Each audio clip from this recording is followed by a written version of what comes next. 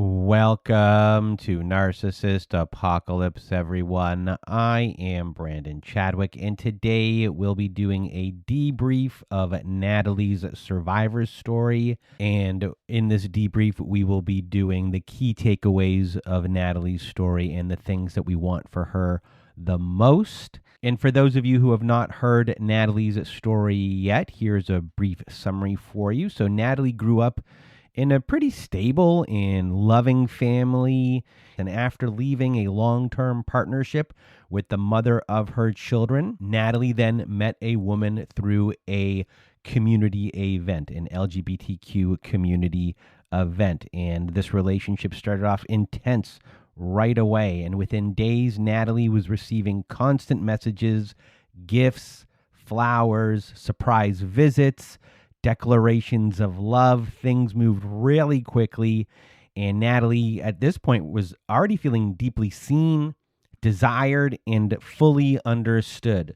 And as this relationship continued, everything turned into control. The abuser began criticizing Natalie's clothes, her hair, her car, her parenting, and everyday decisions. And the abuser became angry when Natalie spent time with her children, her parents, her friends, and expected to be placed above everyone else. And this became very isolating. The abuser wanted to separate her and her children. That was their goal. And Natalie's partner regularly was creating arguments, followed by silent treatments, unanswered calls, and just a big emotional withdrawal. For Natalie, going out with other people created arguments. Natalie began then changing her plans to avoid everything. After months of pressure, she even canceled a camping trip with her children and parents because she was just too exhausted from all of the resistance that was going on with everything. Her abuser also lied frequently, invaded Natalie's privacy, and repeatedly portrayed herself as the victim in every conflict that was going on. And Natalie attempted to leave several times, but her partner would return, promising to change. And when Natalie finally ended the relationship, her ex still expected her to remain available for her, attend events as a couple, complete errands for her, and agree not to date anyone else. And while all of that was going on, Natalie's ex was also secretly seeing someone else. And Natalie's ex eventually launched a smear campaign that portrayed Natalie as the unstable and dangerous one. Mutual friends blocked Natalie. The community members were pressured to exclude her from being in events. And years later, Natalie connected with several of her ex's former partners and learned that they had all experienced the same patterns of abuse that Natalie was going through. And at that point, she fully understood that she did not cause this abuse at all. And then through therapy, education, and support, Natalie was able to start to really rebuild trust in herself. And that is the summary of Natalie's story.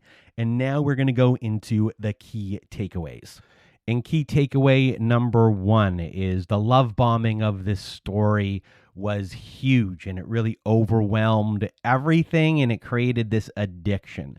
So within days of meeting her abuser, Natalie was on the receiving end of elaborate gestures, constant messages, intense chemistry, flowers, chocolates, surprise visits, declarations of love. This was overwhelming. It was intense, and for Natalie, this felt out of this world. It felt extraordinary to her. And Natalie had secrets shared with her and was constantly told how special the connection was. And when someone is telling you that, that's huge, and that's a big dopamine hit that was going on here for Natalie. And because of that, this relationship begins to feel pretty established before enough time has passed to really observe how this abuser, how this person is handling boundaries, disappointment, no conflict, or just accountability. And I want everyone to know that's a big thing to remember. The love bombing has you not thinking about boundaries and all of those things. The love bombing here that Natalie was receiving was just like a big hit of someone's favorite drug, and it was going to make her an addict for this in one go. And that was the point of this love bombing. Get this person addicted. Natalie was addicted.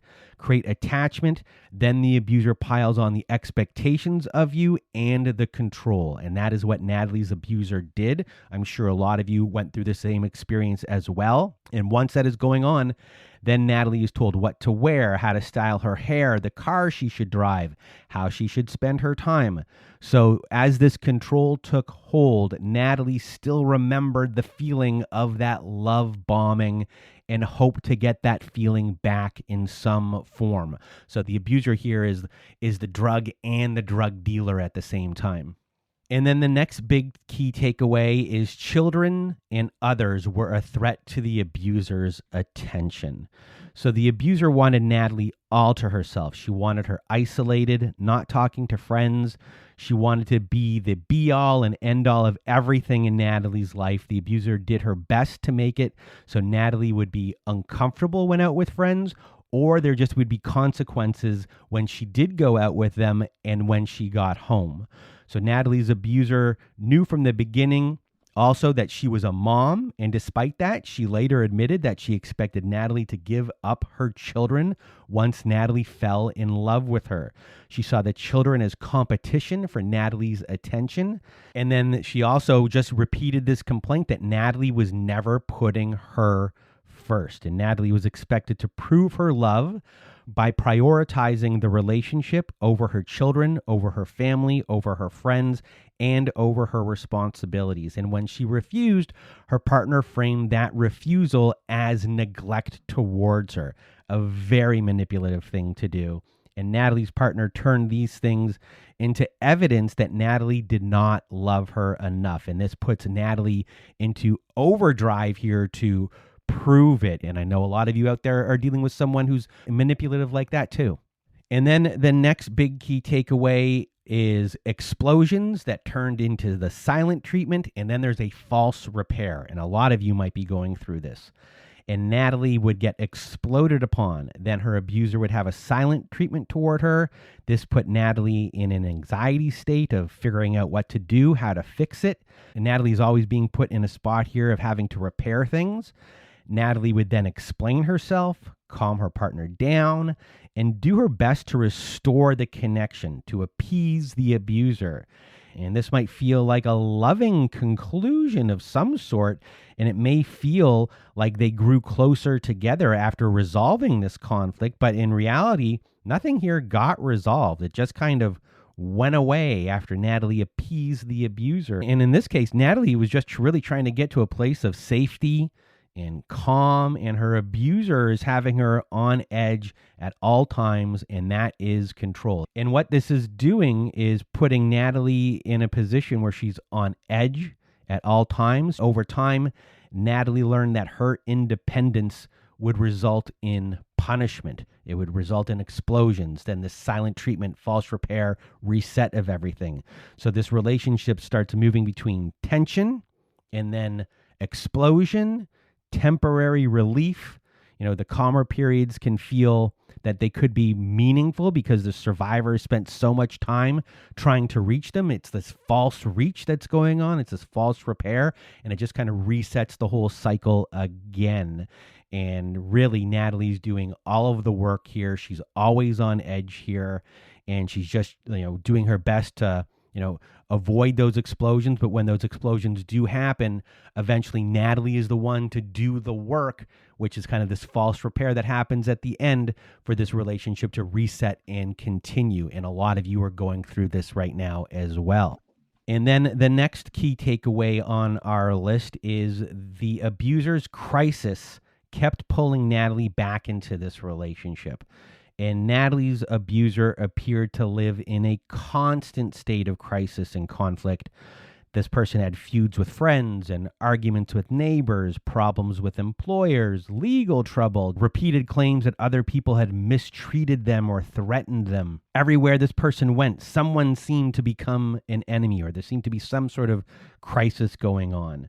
So this has Natalie and people like you always focusing on the abuser's life. They need your ear. They need your comfort. They need your time. It's like a need, take. So when it comes to a crisis, this can really function as a form of control. Many abusers really like to employ the crisis form of control when someone is actually trying to create independence.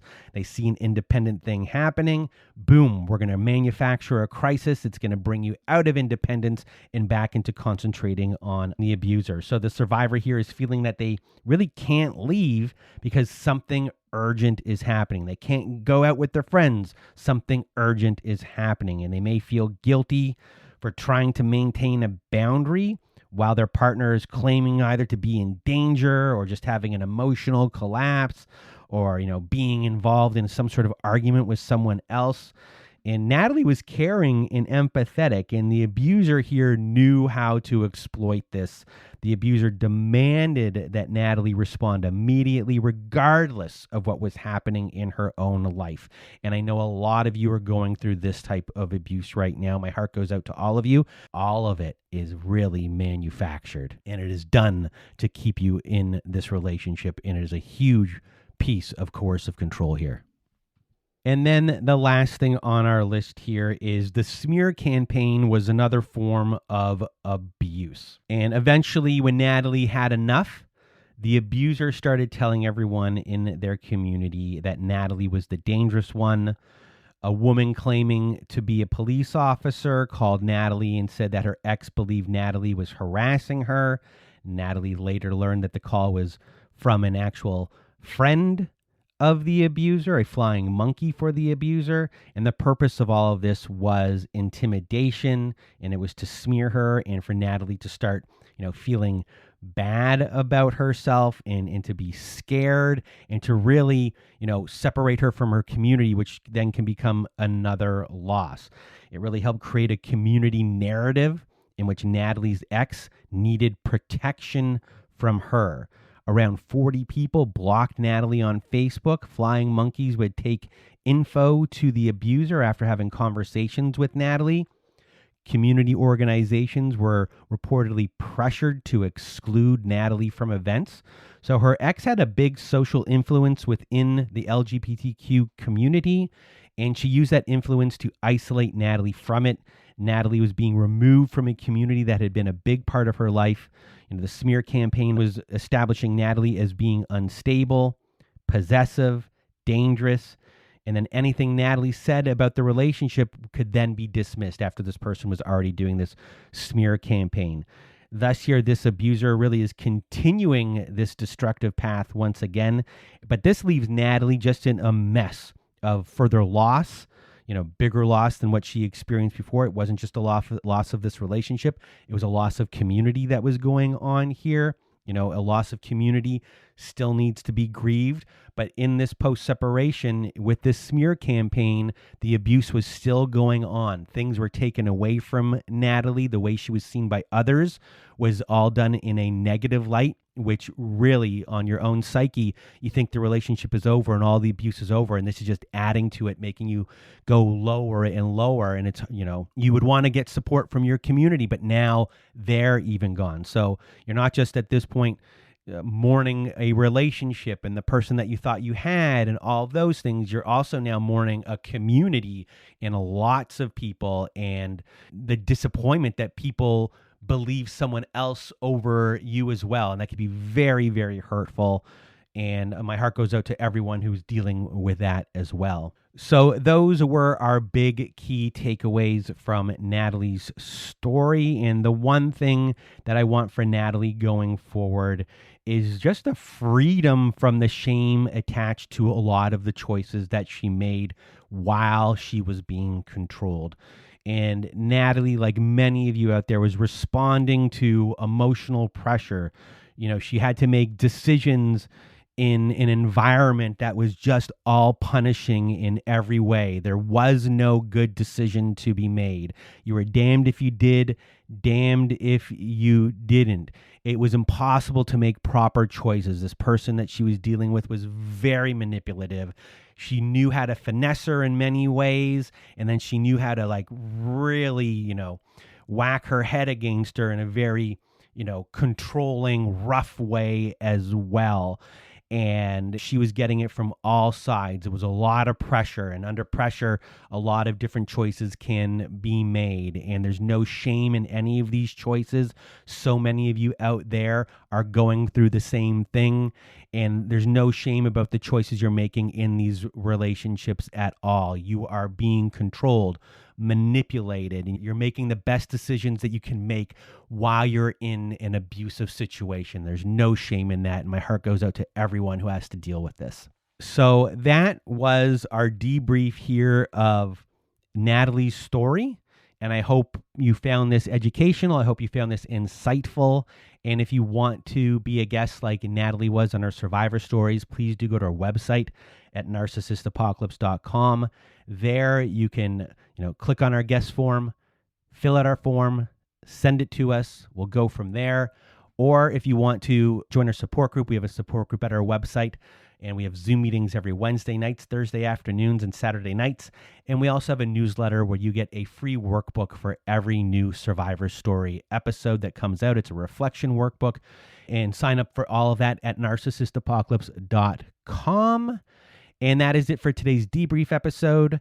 So for myself and Natalie, we hope you have a good night.